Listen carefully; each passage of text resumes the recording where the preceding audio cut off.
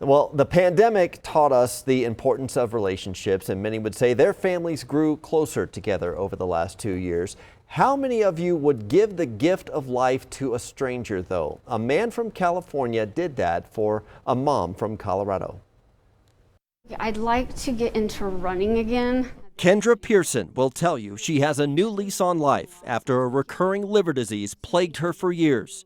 I just didn't have any energy. I kept getting infections in my bile ducts, so it just makes you really, really sick. Like I'd run fevers.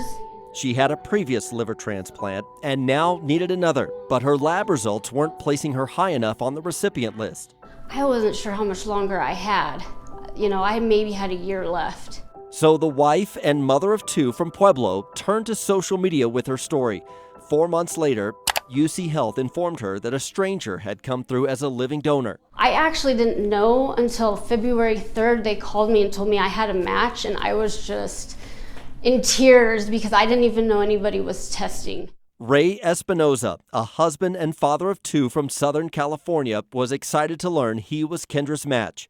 I think that if I were in a position where, my wife or me or anybody needed a transplant, that I would really hope that somebody would be willing to do just this. He had to leave his kids and pregnant wife for a month for the surgery and recovery in Colorado, sacrificing more than 50% of his healthy liver for someone he had never met, a decision he couldn't have made without his wife's support.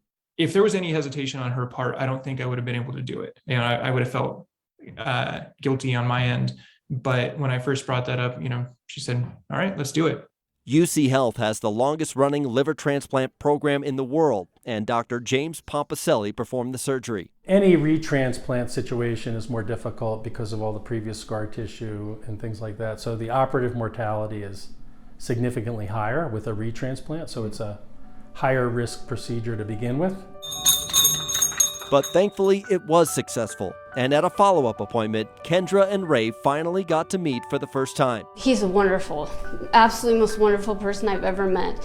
It was the most wonderful experience ever. I was really nervous, but I got to meet him and his wife. Now, 8 weeks into their recovery, they're bonded for life and sharing their perspectives on the two sides of living organ donation. I don't even have the words for what he did for me. It's just the most wonderful gift you can ever give somebody. I have 2 teenagers, and it's been really rough on me. So I was really afraid I wasn't gonna see either of my kids graduate high school, get married someday.